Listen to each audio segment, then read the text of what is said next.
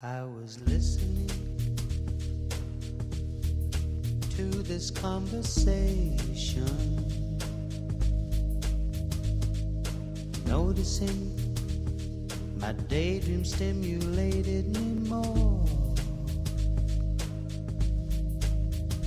I was crumbling. Toute la semaine, nous sommes dans les cuisines de Didier Soulier, le chef de l'hôtellerie du Prieuré à Saint-Quirin. On attaque donc la deuxième recette de cette semaine. Qu'est-ce que tu nous proposes, Didier? Alors, je vais proposer quelque chose de très simple que tout le monde a fait aussi à la maison, un croque-monsieur.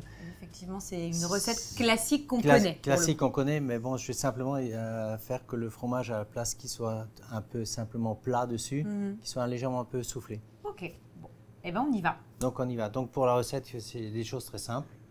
Le fromage. Oui, donc du gruyère râpé classique. Du gruyère râpé classique. Un œuf. D'accord, un œuf. Le fromage. Oui. Le pain de mie. Non, le jambon. Ah, elle m'a suivi. Le pain de mie. Le jambon. Et le pain de mie. Et le pain de mie. Ok. Donc quelque chose de tout simple. Donc là, toi, tu mets un œuf. Donc on bat un peu l'œuf. On bat un peu l'œuf tranquillement. Tu n'as pas assaisonné ton œuf. Hein. Pour l'instant, non.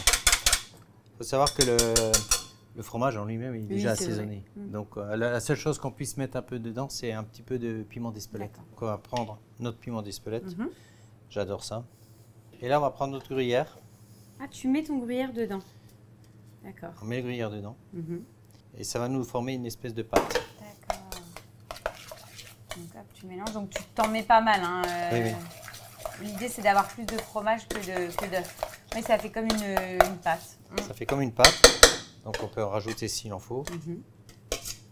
Bon, là, c'est pareil, on est parti sur du gruyère râpé, mais on peut partir sur du comté râpé. Comté, après, c'est selon le goût des personnes, hein, parce que le comté, c'est un peu plus salé, c'est plus fort. Oui, après, c'est selon le goût des personnes. Bon, après, on peut le revisiter. À sa manière. Donc là, tu mélanges. Fait que c'est bien mélangé. Voilà.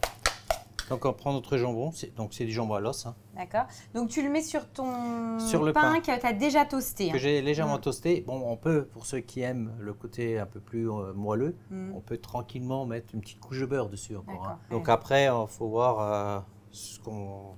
Oui, selon les goûts de chacun. Selon les goûts des personnes. Donc, tu mets ton jambon. Je mets mon jambon. À l'os. Voilà. Et donc, ça, c'est une recette que tu as découvert comment? Enfin, comment tu l'as améliorée? Ça, c'est une recette déjà très vieille. C'est vrai, c'est une recette familiale, ça aussi? Ça fait très longtemps que je la fais. Donc, tu mangeais les croque-monsieur comme ça quand tu étais enfant? Oui, presque. Ouais. Donc, elle remonte à très loin. Et donc, ensuite? Donc, ensuite, on prend notre fromage. Ta préparation œuf, fromage, que tu étales. Qu'on l'étale gentiment dessus. Il ne faut pas avoir peur, on peut en mettre. Hein. Ouais, on met une couche quand même assez épaisse. Bah, c'est ce qui va donner le côté gourmand et c'est ce qui va aussi éviter que ça soit trop sec. Oui. Alors, la seule chose qu'il faut bien faire attention, c'est que les bords ils soient un peu recouverts parce qu'autrement, les bords ils vont brûler. D'accord. Et ça va ramener un côté un peu amer. C'est pas le but recherché. Ensuite, à la maison, vous le mettez au four. Oui. Sur le grill du four. Et on le laisse à peu près une dizaine de minutes. Donc en fait, tu vas le cuire comme ça, sans la deuxième partie. Sans la deuxième partie. On va vraiment le faire gratiner. Gratiner. Donc là, on va le mettre sous la salamandre. Pour que ça gratine et sinon au four. Sinon au four. Hop, donc là, sous la salamandre. On descend un peu la salamandre et sinon on va laisser. Au four, en grill. On laisse quoi, 5 minutes? En fait, il faut que ça prenne une belle coloration. C'est une belle coloration et puis ce qu'il y a, c'est qu'il faut que l'œuf cuise un petit peu. Donc ce qui va faire que le fromage, l'œuf va gonfler un petit peu, ça va faire un peu un petit soufflet dessus en fromage. C'est une recette assez facile, mais on peut aussi la modifier. On peut très bien mettre du jambon, de l'ananas, ça fait un petit croque-madame. Ou jambon, tomate. Oui, après on peut faire la décline à l'infini. On fait ce qu'on a envie. Le seul truc qu'il fallait savoir, c'était le fameux mélange œuf et fromage.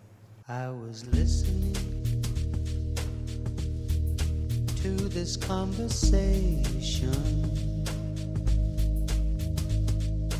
noticing my daydream stimulated me more. I was crumbling with anticipation. You better send me home before I tumble down to the floor. You're so beautiful, but oh so boring. I'm wondering, what am I doing here? C'est bon. Top. C'est bon parce qu'en fait, ça permet de ne pas assécher le croque-monsieur. Parce que le croque-monsieur, c'est quelque chose qui est bon. Mais si on ne rajoute pas de crème, de beurre, bah, on a un côté qui est sec. Alors que là, le fait de mettre de l'œuf, ça tient l'humidité. Ça enrichit et ça effectivement tient l'humidité sans avoir ce côté rajout de gras. Ouais. Tu vois, donc c'est vraiment une belle option. Et puis bah, ça forcément, ça reste un classique. Hein. C'est bon, c'est rapide, c'est pas cher. Enfin voilà, on peut en consommer quand on veut. Encore une belle recette, Didier.